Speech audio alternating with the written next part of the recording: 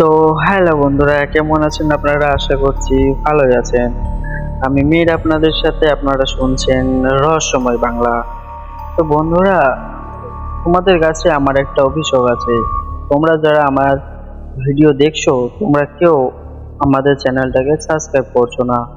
তো বন্ধুরা, তোমরা যদি আমাদের চ্যানেল সাবস্ক্রাইব না করো, তাহলে আমাদের পরিবার বড় হবে কিভাবে? বন্ধুরা, তোমাদের একটা লাইক ও একটা কমেন্ট আমাদের মোটিভেট করে নতুন নতুন আরো ভিডিও বানানোর জন্য। তো বন্ধুরা, তোমরা আমাদের চ্যানেলটাকে তাড়াতাড়ি সাবস্ক্রাইব করো। তো চলো বেশি কথা না বাড়িয়ে শুরু করা যাক আজকের ভিডিও। রাত গভীর আর পৃথিবীটা যেন একটু বেশি নিস্তব্ধ। বাংলার সেই ছোট্ট গ্রামের শেষ প্রান্তে আছে এক পুরনো শ্মশান, যেখানে দিনের আলো ঢোকে না আর রাতের আঁধারে শোনা যায় অদ্ভুত সব কান্না। এই শ্মশানটাকে সবাই ভয় পায়, কারণ এখানকার গল্পগুলো সাধারণ নয়। রাহুল এক তরুণ যুবক, এ সব কিছুতেই কখনো বিশ্বাস করতো না। সে মনে করত শ্মশানের গল্পগুলো শুধুই মানুষের মিথ্যা ভয়। কিন্তু এক রাত, সেই রাত বদলে দিল সব কিছু। সে গিয়েছিল শ্মশানে সাহসের বাজি ধরতে। আর তারপর কি হয়েছিল শুনুন আজকের গল্প, কাল রাতের শ্মশান। রাতের অন্ধকারে গ্রামের শেষ প্রান্তে অবস্থিত সেই পুরনো শ্মশান, যেখানে কেউ যেতে সাহস করতো না। এলাকাবাসী বলতো সেখানে শুধু মৃতরা নয়, কিছু আত্মাও বাস করে। বহু বছর আগে এক ভয়ানক ঘটনা ঘটে। সেই থেকেই রাত নামলে সেখানে নাকি অশুভ শক্তি ঘোরাফেরা করে। রাহুল এক তরুণ, এসব ভূতের গল্পে বিশ্বাস করতো না। সে ছিল গ্রামের কলেজ পড়ুয়া এক ছেলে। যা শুনতো তা শুধুই উপকথা বলে মনে করত। তার বন্ধুরা তাকে ভয় দেখানোর জন্য অনেকবার শ্মশানে যেতে বলেছিল, কিন্তু রাহুল কখনো পাত্তা দিত না। একদিন তার বন্ধুদের সঙ্গে বাজি ধরলো, রাতের 12টায় শ্মশানে গিয়ে 1 ঘন্টা কাটিয়ে আসবে। যদি সে ফিরে আসে তাহলে সবাই তাকে মানবে। সে রাতে পূর্ণিমার চাঁদ আকাশে ছিল।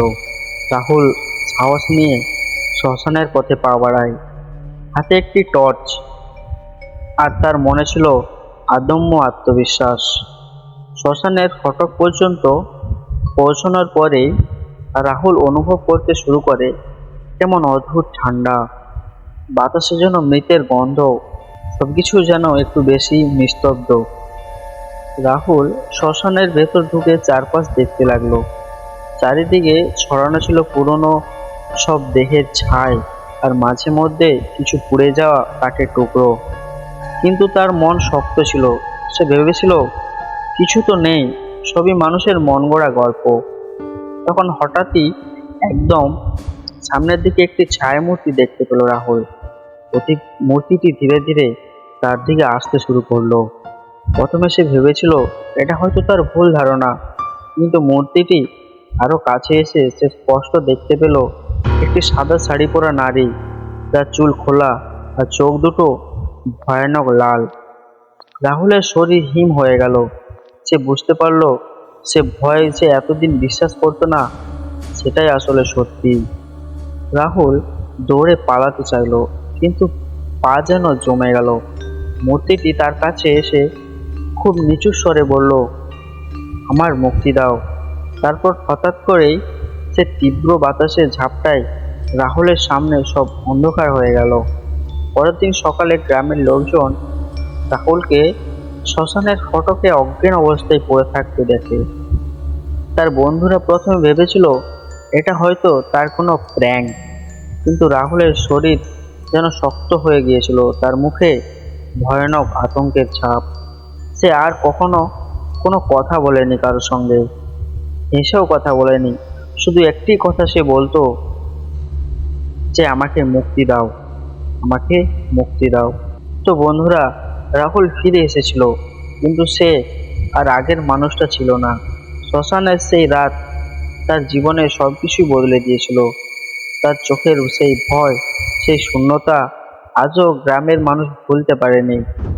অনেকে প্রশ্ন করে সেদিন আসলে কি ঘটেছিল, কাকে মুক্তি দিতে বলেছিল সে অশরীরী, আর রাহুল সে কি সত্যি জীবিত ফিরে এসেছিল, নাকি তার সাথেও কিছু এসে গিয়েছিল? এই গল্পের সত্যতা কেবল রাহুল জানে, আর শ্মশান হয়তো আজও সেখানে অপেক্ষা করছে আরো কাউকে, যার সাহস হবে প্রশ্ন করার। সত্যিই কি মৃত্যুর পর শেষ হয় সবকিছু, নাকি কিছু থেকে যায় এই পৃথিবীতে? আপনারা কি মনে করেন এই ঘটনাগুলো কি শুধু কল্পনা, নাকি এই পৃথিবীতে অন্ধকারে লুকিয়ে থাকা এক ভয়ানক সত্য? আপনার নিজের মতামত আমাদের কমেন্টে জানাতে ভুলবেন না। আর যদি সাহস থাকে তাহলে পরের রাতের গল্পের জন্য অপেক্ষা করুন। ধন্যবাদ।